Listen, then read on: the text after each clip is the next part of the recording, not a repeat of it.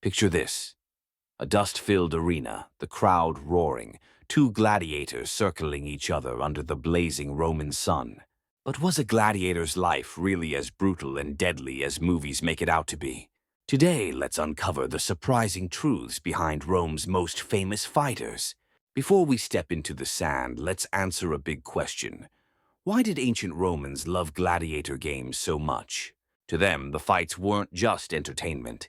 They were about power, toughness, and reminding everyone of Rome's might. Gladiator games happened in front of emperors, senators, and the rowdy city crowd. It was part show, part ritual, and sometimes part giant political distraction. So who actually became a gladiator? It wasn't just desperate slaves thrown in to die.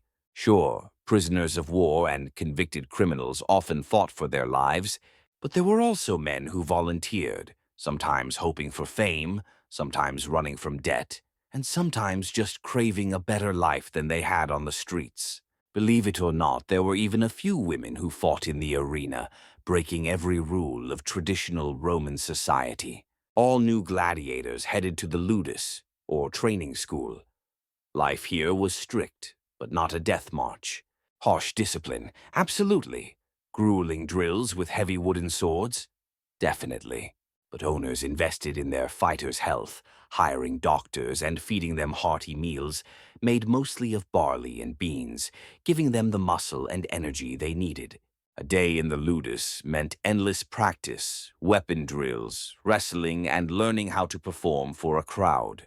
Elite trainers, once champions themselves, taught not just how to win, but how to do it with style. Movies love to show every gladiator fight as a battle to the death. But here's the truth. Most of the time, the crowd wanted a show, not a massacre.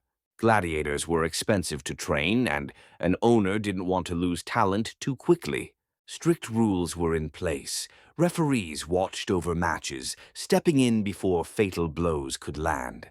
Many matches ended with both fighters getting cheers, sometimes even ending in a draw. Of course, deadly duels still happened, especially when emperors wanted to impress or punish. But a skilled or popular gladiator could live to fight another day, again and again. Not all gladiators fought the same way.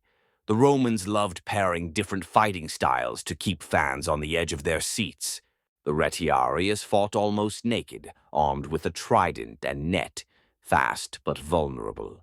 The murmillo wore heavy armor, carrying a broad sword and wide shield. Then there were the thraex and secutor, each with their own weapons and flashy helmets. Every battle was like a live-action chess match, pitting quickness against strength and tactics against bravado. Here's where reality gets even stranger than fiction. Gladiators were true celebrities. The best fighters had legions of fans, including lots of wealthy Roman women, and graffiti covered the city celebrating their victories. People collected gladiator souvenirs and even bought phials of sweat for good luck charms or love potions. Did winners always get freedom? Not right away. It took many victories to earn the prized wooden sword called the rudis and walk away as a free person. Some gladiators lived to retire as stars, opened fighting schools, or became bodyguards for the rich and powerful. Let's bust one last myth. Thumbs down meant death, and thumbs up spared a fighter, right? Actually, the signals were different, and crowd favorite often meant mercy. Ultimately, every gladiator risked terrible injuries and a short life, but with skill and luck, some survived and even thrived. And gladiators changed history in surprising ways. Their popularity influenced Roman culture, law, art, and even how we think about sports today. Next time you see a stadium crowd cheering for their team, remember, it all started with men, and sometimes women, battling under the Roman sun. So, was the life of a gladiator as deadly as the movies tell us? Sometimes, yes. But often it was way more complex and fascinating than we think. If you learned something new, give this video a thumbs up, comment on which gladiator fact surprised you the most, and don't forget to subscribe to Story Curry for more incredible stories from history.